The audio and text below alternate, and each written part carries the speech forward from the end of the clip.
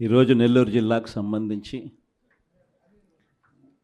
ఇక్కడికి వచ్చిన జెడ్పీటీసీలు, ఎంపీపీలు, మున్సిపల్ చైర్పర్సన్లు, డెప్యూటీలు, ఇంకా కాన్స్టిట్యున్సీకి సంబంధించిన ముఖ్యమైన నాయకులు. ప్రజల్లో వ్యతిరేకత 6 నెలలకే ఈ స్థాయిలో ప్రజల్లో వ్యతిరేకత ఉన్న ప్రభుత్వం బహుశా నాకు తెలిసి దేశ చరిత్రలో ఏది ఉండదు, ఒక ఈ ప్రభుత్వమే తప్ప. ఆ స్థాయిలో ప్రభుత్వ వ్యతిరేకత అన్నది అప్పుడే ప్రజల్లో చర్చనీయాంశంగా మారింది.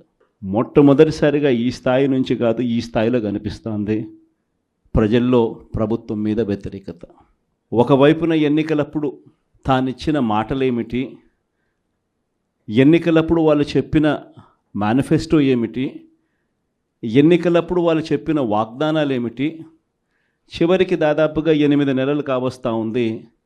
ఈ 8 నెలల్లో వాళ్ళు చేసింది ఏమిటి అన్నది ఒక్కసారి గమనించినట్లయితే ప్రతి ఇంట్లో కూడా ఇదే చర్చ జరుగుతూ ఉంది. గతంలో వచ్చే పథకాలు ఏవి కూడా అమలు కావడంలా. మరోవైపున చూస్తే ఎన్నికలప్పుడేమో ప్రతి ఇంటికి పోయారు. ప్రతి ఇంటికి పోయి మరి ఆ ఇంట్లో ఎవరిని వదిలిపెట్టల. ఎవరు కనిపించినా సరే ఆ ఇంట్లో ఈ సైజు నుంచి మొదలు పెడితే చాలు, నీకు 15,000, నీకు 15,000, నీకు 15,000 దగ్గర నుంచి స్టార్ట్. ఆ నుంచి ఇంక కొంచెం అడుగులు ముందుకు వేస్తే ఆ ఇంట్లో నుంచి ఆ పిల్లల తల్లి బయటకు వచ్చిందనంటే, ఆ తల్లి బయటకు వచ్చినా, ఆ పిల్లల చిన్నమ్మలు బయటకు వచ్చినా కానీ వెంటనే నీకు 18,000, నీకు 18,000, నీకు 18,000 అని స్టార్ట్. అందరితో ఆగల. ఆ ఇంట్లో ఎవరు కనపడినా సరే, ఆ ఇంట్లో ఆ తల్లుల పెద్దమ్మలు, ఆ తల్లుల అత్తలు, వాళ్ళు బయటకు వస్తే చాలు, నీకు 48,000, నీకు 48,000, నీకు 48,000. అంతటితో కూడా ఆగల. ఆ ఇంట్లో నుంచి ఒక 20 ఏళ్ళ పిల్లోడు అలా నడుచుకుంటూ బయటకు వస్తూ కనిపిస్తే చాలు, నీకు కూడా 36,000, 36,000, 36,000 అన్న మొదలుపెట్టారు. అంతటితో కూడా రాగల. ఇంట్లో నుంచి ఎవరైనా రైతుగా కనిపించాడంటే, ఒక కండువా వేసుకొని ఒక పెద్ద మనిషి ఎవరైనా కనిపించారంటే, నీకు 20,000, నీకు 20,000, నీకు 20,000 అని స్టార్ట్. ఇలా ఇంట్లో ఎవరు కనపడినా, ఏ సైజులో కనపడినా, ఈ సైజు నుంచి ఈ సైజు దాకా ఎవరు కనపడినా కూడా ఇంట్లో 15,000 నుంచి మొదలు పెడితే 48,000 దాకా ప్రతి ఒక్కరికి నీకు నీకు నీకు నీకు అని చెప్పుకుంటూ వచ్చారు. కానీ ఆ రోజు మనం అబద్ధాలు చెప్పాల. బహుశా వెనక్కి వెళ్ళి మళ్ళీ ఇది జరుగుతుంది అని తెలిసి బహుశా మళ్ళీ ఆ రోజుకి మళ్ళీ వెళ్ళి ఈ రోజైనా ఆ రోజు మాదిరిగా భావించి మళ్ళీ చెప్తారా అని అంటే బహుశా మనం అది కూడా ఎప్పుడు చెప్పమేము. ఎందుకనంటే రాజకీయాలలో ఉన్నప్పుడు క్యారెక్టరు, క్రెడిబిలిటీ, ఈ రెండిటికి చాలా విలువ ఉంది. క్యారెక్టరు, క్రెడిబిలిటీ అనేది ఎలాంటివి అని అంటే, ఒక మనిషి ఒక లీడర్గా మనం ఒక మాట చెప్పినప్పుడు అదొక కార్యకర్తకు కావచ్చు, లేకపోతే ఒక మనిషికి కావచ్చు, లేదా ఒక ఇంటికి కావచ్చు, ఒక వ్యక్తికి కావచ్చు, మనం ఒక మాట చెప్పినప్పుడు ఆ మాట నమ్ముతారు. ఆ తర్వాత చూస్తారు. ఆ తర్వాత అది జరగనప్పుడు ఆ తర్వాత ఆ మనిషికి విలువ పోతుంది. క్యారెక్టర్, క్రెడిబిలిటీ అనేది అంత స్ట్రాంగ్ పదాలు. అందుకే మనం అబద్ధాలు చెప్పలేకపోయాం. అందుకే మనం ఆ రోజు మేనిఫెస్టో గురించి మనం ఇదే మాదిరిగా రిలీజ్ చేసేటప్పుడు ఒక పెద్ద ప్రజెంటేషన్ ఈ మాదిరిగానే ఇచ్చా. ఇది మన పథకాలు, ఇవి మనం చేస్తూ ఉన్న పథకాలు, దేశంలో కాదు రాష్ట్రంలో ఎప్పుడు చూడని విధంగా మొట్టమొదటిసారిగా ఒక మేనిఫెస్టో అన్నది ఒకటి చెప్పి, మనం రాకమునుపు చరిత్రలో ఎప్పుడు జరగల.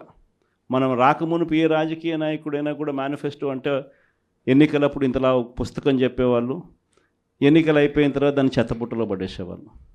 మొట్టమొదటిసారిగా ఎన్నికలలో మేనిఫెస్టో అన్న పదానికి అర్థం చెప్పింది ఎప్పుడైనా జరిగింది అని అంటే అది ఒక్క వైఎస్ఆర్సీపీ ప్రభుత్వంలో మాత్రమే అని గర్వంగా చెప్పగలుగుతాం. అంత గొప్పగా దేశంలో ఎప్పుడు జరగని విధంగా బడ్జెట్ ప్రవేశపెట్టేటప్పుడే సంక్షేమ క్యాలెండర్ కూడా రిలీజ్ చేస్తూ ఏ నెలలో ఏ పథకం మనం అమలు చేస్తామో ముందే చెప్పి ఆ పథకాన్ని తూచా తప్పకుండా ఆ నెలలో నేరుగా బటన్ నొక్కి నా అక్క చెల్లెమ్మల ముఖాలలో సంతోషాన్ని చూడాలని చెప్పి తాపత్రయపడిన ప్రభుత్వం దేశ చరిత్రలో ఏదైనా ఉంది అని అంటే అది ఒక్క వైఎస్ఆర్సీపీ ప్రభుత్వం మాత్రమే అని చెప్పగలుగుతాం. నిజంగా అదే విషయాలన్నీ కూడా చెప్పి చూపించాం. ఇది రాష్ట్ర బడ్జెటు, ఈ మాదిరిగా మనం చేసుకుంటూ పోతా ఉంటే మనకి ఇంత ఖర్చు అవుతూ ఉంది. చంద్రబాబు నాయుడు గారు చెప్తా ఉన్నట్టు ఇవన్నీ చెప్తా ఉన్నాడు, సూపర్ 6 అని సూపర్ 7 అని. ఆయన చెప్పిన పథకాలన్నీ అమలు చేయాలి అని అంటే 1,72,000 కోట్లు కావాలి. ఇది అయ్యే పనులు కాదు, ఆయన చెప్తా ఉండే అబద్ధాలు మోసాలు అని చెప్పి ఇదే మాటలు నేను చెప్పా. ఎన్నికలప్పుడు బహుశా ప్రతి సభలో కూడా ఇదే చెప్పా.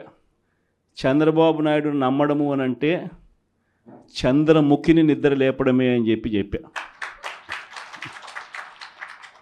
చంద్రబాబు నాయుడు నమ్మడము అని అంటే పులి నోట్లో తలకాయ పెట్టడమే అని కూడా చెప్పిన. ఆ రోజు నేను అన్న మాటలు, ఆ రోజు సభల్లో నేను అన్న మాటలు ఈరోజు ప్లే చేసి చూస్తే, ఈరోజు ఆ వీడియో క్లిప్పింగ్లన్నీ మళ్ళీ వింటే జగన్ ఎంత కరెక్ట్గా చెప్పినాడబ్బా అని చెప్పి ఈరోజు ఎవరైనా అనుకునే పరిస్థితి. ఈరోజు ప్రతి ఇంట్లో పరిస్థితి ఏమిటి అని అంటే, ఇంతకుముందు మనం పథకాలన్నీ ఇచ్చేటివన్నీ ఇస్తూ ఉంటుంది. ప్రతి నెల ఏదో ఒక పథకం ద్వారా ఏదో ఒక మేలు జరిగించే కార్యక్రమం జరుగుతూ ఉన్నది. జగన్ కన్నప్పుడు కనీసం పలావన్నా పెడతా అన్నాడు. జగన్ పోయాడు, చంద్రబాబు నాయుడు వచ్చాడు, బిర్యానీ పెడతానన్నాడు. చివరికి బిర్యానీ పోయింది, పలావ్ పోయింది, 2 పోయినాయి ఈ పొద్దు అని చెప్పి ఈరోజు ప్రతి ఇంట్లో కూడా ఈరోజు చర్చనీయాంశంగా మారింది. ఈరోజు చంద్రబాబు నాయుడు చెప్పిన ప్రతి పథకం కూడా, ఇంతకుముందు మనకు ఇప్పటికి చంద్రబాబు నాయుడుకి తేడా ఏమిటి? ఇంతకుముందు ఒక 7 నెలల కిందటకు పోయి చూస్తే జగన్ ప్రభుత్వం ఉన్నది, మన ప్రభుత్వం ఉన్నది. మన ప్రభుత్వంలో మరి ఎందుకు ప్రతి పథకము ఎటువంటి ఇబ్బంది లేకుండా ప్రజలకు అన్నీ కూడా డోర్ డెలివరీ జరుగుతూ ప్రజలందరి ముఖంలో సంతోషాన్ని చూస్తూ ప్రతి పథకం ఎందుకు ఎలా అమలు అయింది? మరి చంద్రబాబు నాయుడు వచ్చినాడు, తేడా ఒక్క ముఖ్యమంత్రి ఒకడే మారాడు.